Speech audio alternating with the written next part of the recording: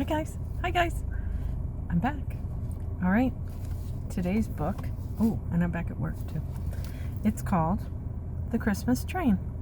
And it's by a man named Ivan Gantschev. Gantschevs. So it was translated from German by a lady named Karen Klockner. So German language is from a country called Germany. Makes perfect sense. Duh. All right, here we go. It's called The Christmas Train. I don't know if I said that. All right, so it says, many years ago, in a railroad station high in the mountains, there lived a station master named Vassal and his little daughter, Melina. In the mountains. Probably in Germany. See the little train? All right, here we go. Vassal's job as station master was to watch over the dangerous section of tracks that climbed high up into the mountains and passed through many dark tunnels.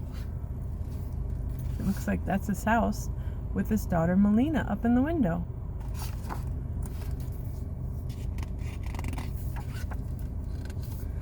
One year, on the afternoon of Christmas Eve, Vassal went out to look over the tracks. While he was gone, Melina trimmed the Christmas tree with homemade decorations. She was excited about the gift her father had promised her. Suddenly, she heard a terrible crash outside. The dog started to bark and to scratch at the door. "Oh no," cried Melina. "That sounds like a rock slide." She's up in her window and she's very frightened looking.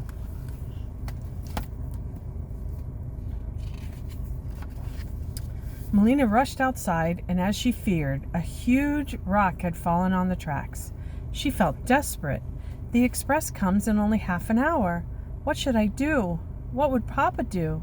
She tried to think clearly. I have to warn the engineer.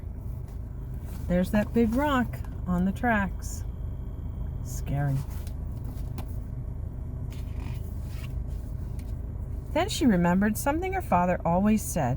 If there's ever an obstruction on the tracks, build a warning fire 400 yards ahead of it and wave a lantern.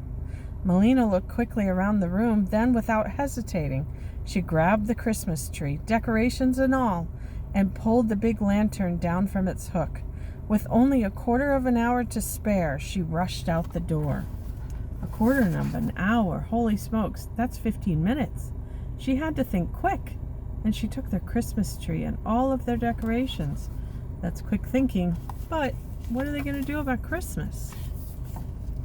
Her heart pounding, Melina stumbled through the first tunnel carrying the glowing red lantern and dragging the Christmas tree. She kept running farther along the tracks until she could see the dark opening of the second tunnel. She could already hear the train coming. Holy smokes, the train's coming. See her? She's walking with the tree. Boy, she's a good girl.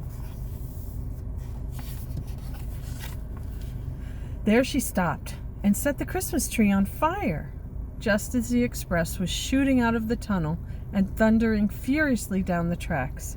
Up ahead of him, the engineer saw a brightly burning fire and a child swinging a lantern. He was startled, but within an instant he shut down the steam engine and pulled on the emergency brake. The whistle blew, and the heavy train came screeching and gasping to a halt. See the tree on fire right there? And there's the big train. Just in the nick of time, he stopped it because of what Melina did. Oh, everything went flying. Inside the train and the dining car, everything tumbled into confusion. Passengers, waiters, soup bowls, baked fish and pastries. What a mess. See all the guys? Everything's going flying through the train. The huge hissing train had stopped directly in front of Melina. The engineer and the conductor jumped down and ran toward the little girl as she breathlessly exclaimed, "A huge rock has fallen on the tracks up ahead. That's why I had to stop the train."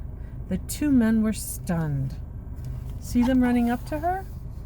There she is right there, holding the lantern still. And there are the men, the engineer and the conductor.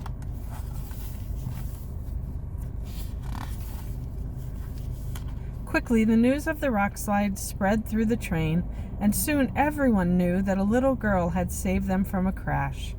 "The child is half frozen," someone shouted, taking Melina by the hand and leading her into the well-heated dining car. She was the hero of the train. Her father would be so proud. Once inside, Melina saw the passengers whispering among themselves, and before she knew what was happening, they began to offer her some of their Christmas gifts. She was overwhelmed. Then she looked up and saw her father standing in the door. In his arms, he held a snowy white lamb. It was the Christmas gift he had promised her.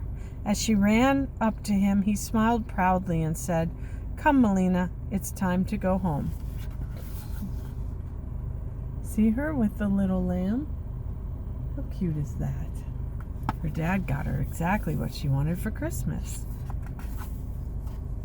Later that evening, the conductor brought them his own gift of thanks, a new Christmas tree he had cut from along the tracks, so Melina and her father could celebrate Christmas at last. There's her lovely little house. Melina did a good job. She saved that whole train. Her father taught her well. And then she got a lamb for Christmas? A lamb for Christmas? How fun is that? But I think if you live out in the middle of nowhere, or you live on a farm, or you have a big backyard, you could have a little lamb for Christmas too. All right, you guys, thanks for listening. It's called The Christmas Train, and it's by Ivan Gantschev. All right, have a great day or a great night, and I'll see you next time.